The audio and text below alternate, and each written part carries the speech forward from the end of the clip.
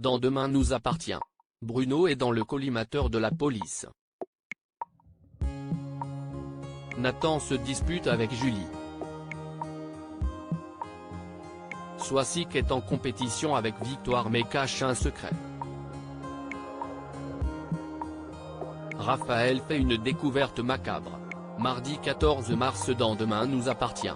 En interrogatoire, Bruno reconnaît qu'il a lourdement dragué Sarah Ménis, s'être introduit chez elle et les avoir menacés, elle, Roxane et le bébé. Lisa le questionne sur ses hématomes mais Bruno ne se souvient de rien. Il dit s'être réveillé sur un banc. Il confirme être un alcoolique mais pas un violent.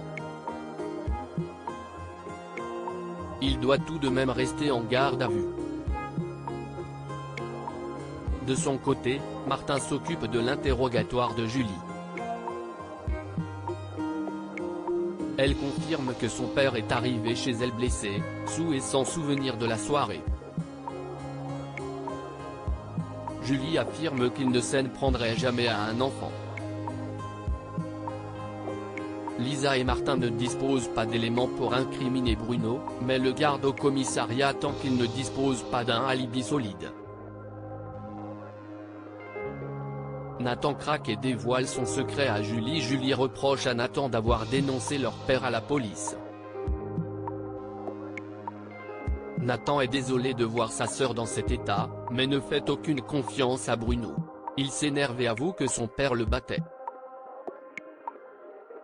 Voyant Nathan agité, un jeune homme s'approche et demande si tout va bien. Nathan répond avec agressivité, ce qui éveille la curiosité de François.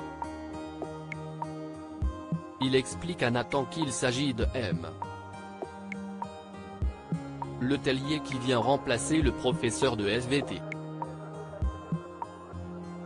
Après ce petit esclandre, François rassure le nouveau professeur. Au commissariat, Georges a récupéré les caméras de surveillance et l'alibi de Bruno tient. Il peut sortir. Julie l'attend et quand Bruno parle mal de Nathan, elle prend sa défense. Elle en veut à son père de ne pas réaliser la gravité de son comportement. Jordan est dans une situation compliquée. Judith et Jordan prennent un verre au spoon en attendant d'aller déjeuner chez Alex et Chloé. Lorsqu'elle annonce qu'il y aura du calamar farci au menu, une tradition chez les Delcourt, Jordan se crispe. Après, il raconte tout à Jack et Lizzie qui savent combien il a le calamar en horreur. Il ne sait pas comment s'en sortir. Le moment du déjeuner arrive.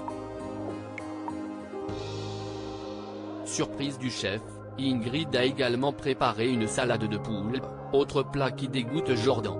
Après une seule bouchée, il file vomir. Gêné, Jordan s'excuse auprès d'Alex et Chloé.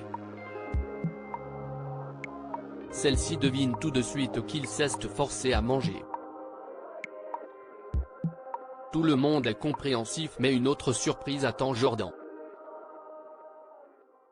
Au lieu de la tarte aux pommes, Judith ramène un riz au lait. Plus tard, Jordan avoue à Judith qu'il a peur qu'elle comprenne qu'il n'est pas assez bien pour elle et ne veut pas la décevoir. Elle le rassure. Victoire et Soisic se font la guerre. Soisic débarque à l'improviste chez François pour récupérer un sweat d'Adam et surprend Charlie au saut du lit. Perfide, elle ne peut s'empêcher de lui faire une remarque.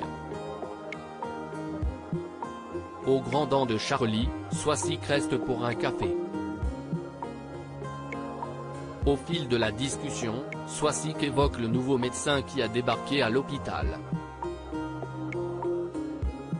De son côté, Victoire elle aussi parle d'Aaron à Nora.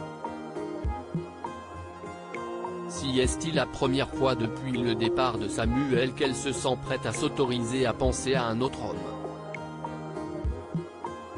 Mais Soisic elle aussi est sur le coup. La guerre est déclarée entre les deux célibataires qui s'échangent des piques. Soisic veut récupérer François. William et Aaron prennent le temps de discuter. Les deux hommes ont eu des différends dans le passé mais il aimerait repartir de zéro et William est d'accord. Un peu plus tard, Victoire aperçoit Swazik et Leclerc en pleine discussion. La voyant de loin les observer, Swazik en rajoute et ça marche, Victoire part vexée. William a remarqué le petit jeu de Swazik. Celle-ci affirme que ce n'est pas sérieux et qu'elle ne s'intéresse pas à Aaron. Elle va plus loin et avoue qu'elle veut récupérer son ex. Raphaël fait une macabre découverte. Raphaël ne comprend pas ce que pouvait chercher le voleur, d'autant que rien ne manque. L'avocate réalise qu'elle aurait pu être blessée. Le soir venu, lorsque Gabriel part, Raphaël n'est pas rassuré. Elle attend une cliente, Madame Chassagne, qui est très en retard, et elle a peur qu'il ne lui soit arrivé quelque chose.